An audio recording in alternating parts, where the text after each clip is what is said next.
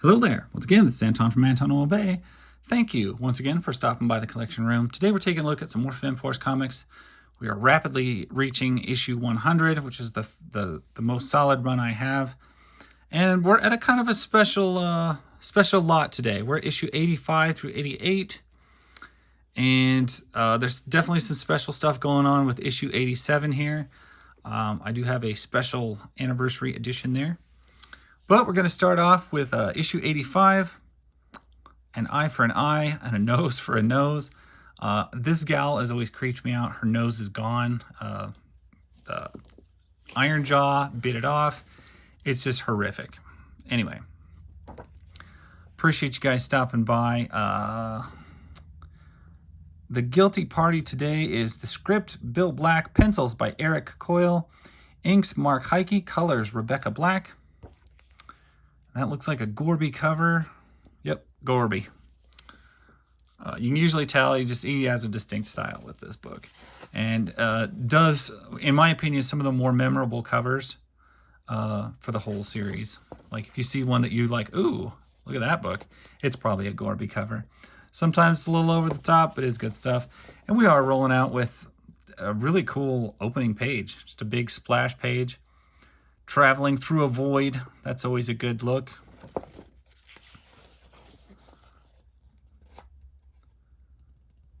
Still traveling through some void. Definitely into the netherworld here. And we've got... Looks very pink. I don't know. Her outfit is looking pink when I think it's red, isn't it? So, yeah, that. Now this gets a little silly because No-No's Nanette has just caught them with a fishing pole, which is a little bit stupid, but I'm okay with that. Comics can be a little bit stupid, and that's just fine. You could tell she's surprised that she caught him. I think it's hilarious. Her name is actually No-No's Nanette. Yeah. The fact that she can pull a whole human out of a weird realm with a fishing pole. We'll skip all of that weirdness and just go with it. Just roll right with that. If Alpha Flight can pull the Hulk out of the ether realm, Nanette can catch somebody with a fishing hook. So got a bunch of weird biological stuff going on, which yeah, I don't really care for that. That's always got an icky, gross look to it. So many alien worlds have this weird, I don't know, weird look to him. And what is this guy doing? Is this the, I'm going into my nightmare. This is Nanette while she still has a face. This is before, good night, they're going to show it again. Yeah.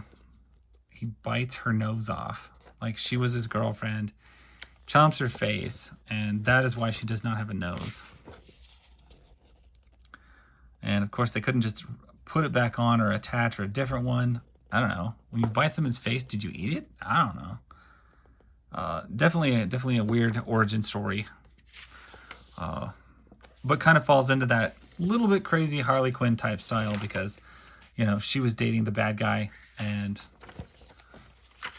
taking abuse at his hands and then became a villain herself. So it is how it is.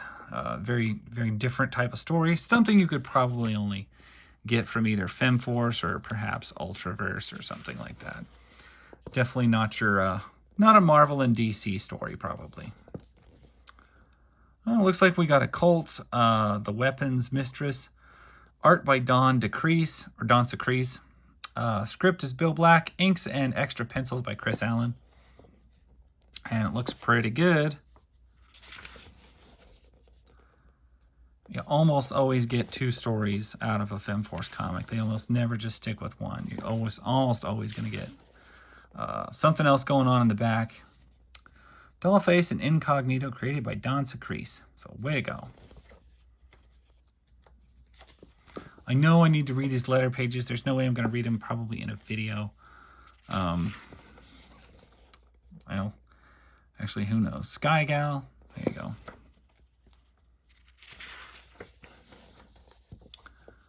The Bad Girl Backlash.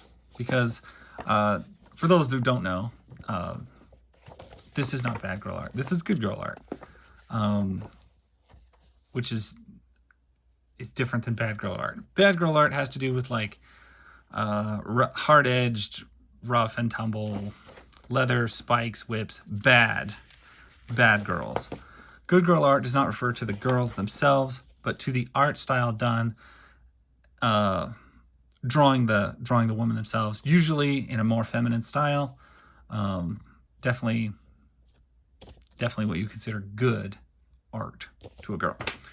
So anyway, that said, I've tried to read and tried to differentiate what the difference between good girl art is and bad girl art is, and you know, it's kind of a weird line to try and draw a distinction to. If it's on the nose art of a plane, that's good girl art. It just always is. And bad girl art really didn't really come into its own till the 90s, and some of your key players with looking like bad girl art would be like Lady Death or Vampirella, stuff like that. And this would have been good girl art. Different vein of things entirely. Now we're back with this guy, and I honestly hate this guy. He's like the worst thing. Story by Bill Black, pencils by Chris Allen, with Eric Coyle, inks Mark Heike, colors Rebecca Black, Seps by Christine Cherms. Don't know what that is. Seps. Letters by Walter Paisley. Couple of women inmates looking to escape. Iron Jaw. This is the first one of these books I've ever seen that looks almost slightly faded. Like the ink is not super crisp. And there's my favorite. There's Stardust with her shorter haircut to accentuate her pointy ears and her alien origin. Always appreciated that. And sometimes I forget that it's there until they draw her with shorter hair, and then you can see the pointed ears. Ugh. Iron Jaw. I hate this guy. Looks like they've altered his Iron Jaw look to more organic looking, and they are less cool. I like the old straight square. Basically looked like a He-Man villain type jaws, more than the weird biological jaws. They are grosser looking. AC Comics on the road. What a beautiful time to be alive. What time was this to be alive? What year is this? 1995. Oh, 1995. 94, 95, even 96. Those are some of the best years of the 90s. You know what? You want to get down to it. It wasn't until 99 when things started to get weird and start coming apart. We had the whole Y2K thing coming up, and everybody was freaking out, filling their basements with food. Yeah, craziness. Tell me I'm not the only one who did that. I didn't do that. I was young. I remember in 1999, I was driving around New Year's Eve. I did not even pay attention to the Y2K thing. I think I was on a date, actually, at the time.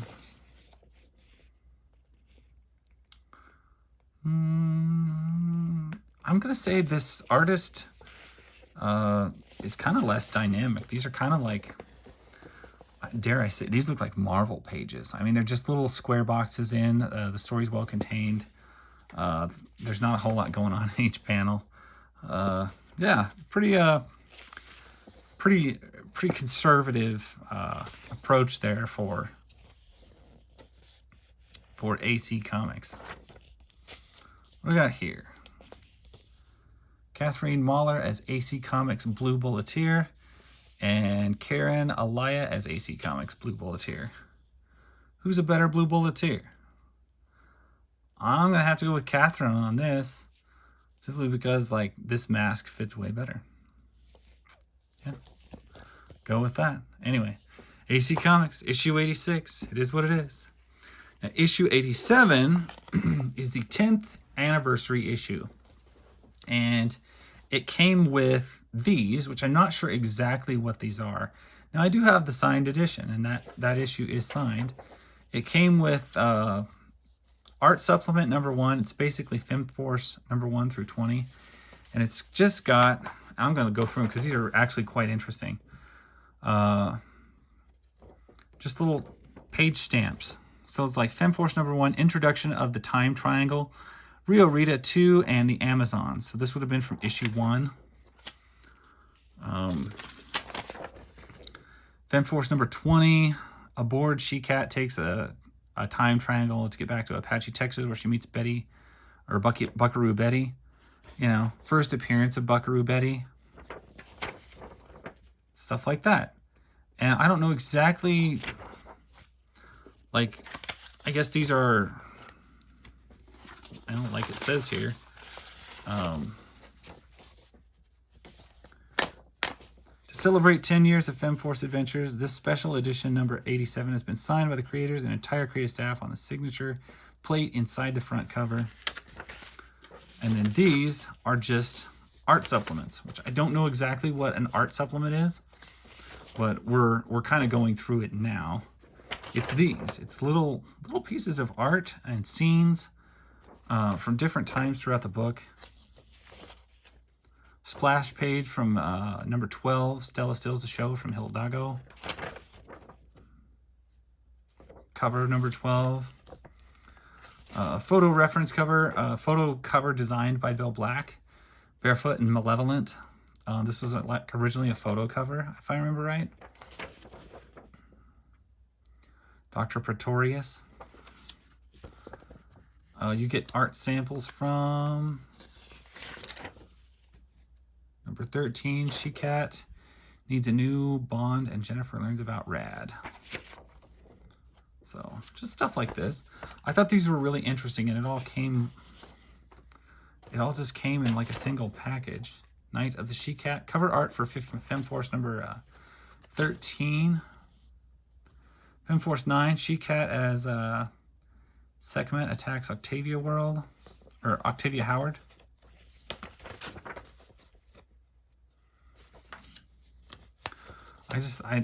For whatever they are, I just thought they were really neat that you get these. Femforce Western Jam. Attack of the 50-Foot. This was one of my favorite Femforce covers of all time. First appearance of Giant Woman in Femforce title, which is crazy because the book is so known for giant women, in my opinion, that like that's the first one that appears. He's no longer Ironjaw now, he's Ripjaw. Femforce number 2. First appearance of Stella Stargaze, which has her own book, if I remember correctly. Anyway, those are cool. Those are like a little thing that this came with. I just wanted to share because I thought it was cool. As far as issue number 87 here, they are correct. It is signed. And that means a lot to me. This is Bill Black, C. Bradford Gorby, Mark Heike. This is a Gorby cover, 10th anniversary issue special. It is a little rough. It has got some creases on the back. Like it's been beat a little bit, but you know what? I got a really good deal on it a long time ago. 10th anniversary, signed. There's everybody's stuff. Happy birthday to me. Bill Black, CB Gorby. Looks like Mark B. I'm assuming Heike. Rebecca Black, Christopher. I'm trying to make out what that, or no, Christy Churns. Do they have a list of? No, they don't have a list of who has signed that. But I do have the man, Bill Black, and I have C. Bradford Gorby.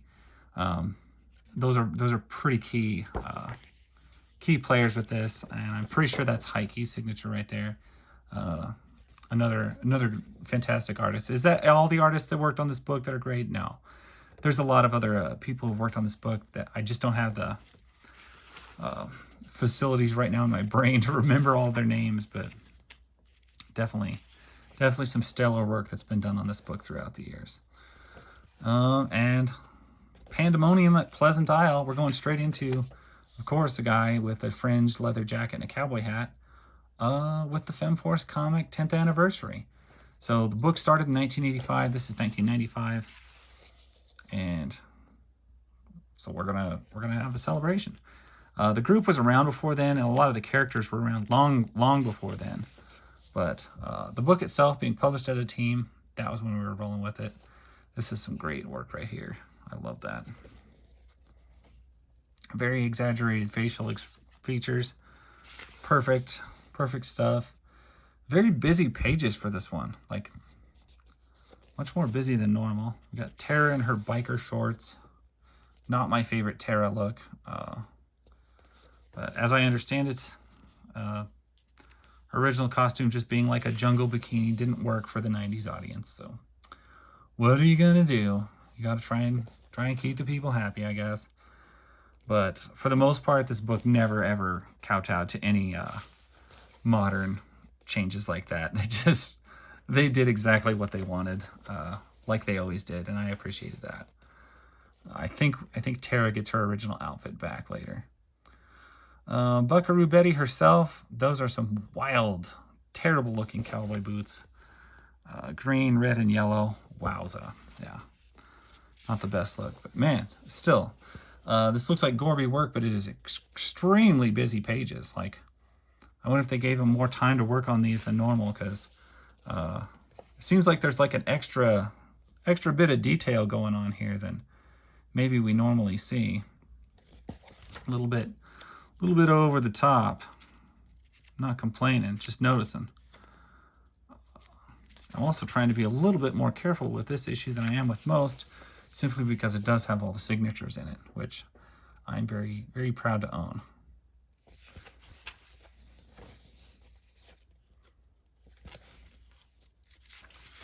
I'm pretty sure I bought this set when I bought a special edition issue number 1 too, which I don't know if I still have. I hope I do. She, Cat, and Sin, looking to tear it up. Looks like a guest appearance from Dragonfly. And it looks like we're not getting a story in the back. We're going back to picking on dinosaurs. Boy, the girls are always beating up dinosaurs. I just, you know, they're rare. Some people think they may have even gone fully extinct. So the fact that they're always beating one up and killing it, I mean, that's just uncalled for. Femfans Forever by Bill Black. That would be a great read. I really want to do that. Femforce back issues.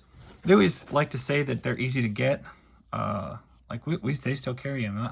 Well, they're extremely expensive, and you know, I can't pick up your entire run of comics when you've got you know, $50 to $75 on some old back issues. It's a killer to try and fill in your gaps with this series. And sadness of all sadnesses, it looks like we have gone back to black and white. I've mentioned it numerous times. The book changes formats often, where you'll be color, you'll be black and white, and we are back to black and white. And that is a little bit sad because I thoroughly love the color work that they did.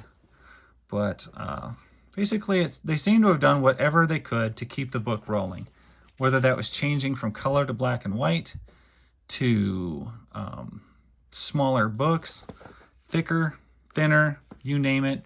It's kind of all over the board. They always did try to give you extra stuff in the back, like old Fiction House stuff that was public domain, just to make it always worth your while. But it is, oh nice, they put a fraud pickup. This looks like Gorby work. It's not as easily to recognize when it's black and white, but still pretty sure that's C. Bradford stuff. I could look. Highbrow art. Tall Tale by Bill Black. Highbrow art by C. Bradford Gorby. Elevated embellishing by M.G. Heike. Long-winded lettering by Wilt the Stilt Paisley. It looks fantastic, and I don't ever want to disparage the book for being black and white. I prefer color. I vastly prefer color. But I also have a deep love for black and white comics. I have a ton of them. Guys, I've cajillion black and white independent stuff from the 80s. Even when I purged all my stuff from the divorce, there's a lot of that I did not sell, simply because it's too hard to find. So black and white comics, is it my favorite? No. Would I prefer color? Yeah, if it's done well. I'd rather have a black and white than a poorly colored. So I think whatever choices they were making budget-wise for this series, they were making the right ones, because they were still putting out a great book. Yep, definitely some facial distortion going on here. Part of the plot. That's the kind of stuff we expect. The end. Attack of the 70-foot Stella. Stella Stargazer, probably. Femforce Reader Art. That is a funny thing. I don't know why you would draw that. Giant Stella goes out for a stroll. Oops. Ah, the weirdness of the giant Stella. The giant woman. So, Femforce never got any action figures made, which is a terrible tragedy.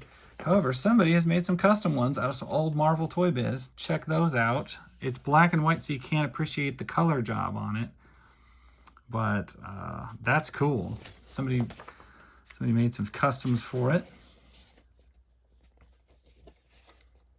Bad Girl Backlash, all color, full of surprises.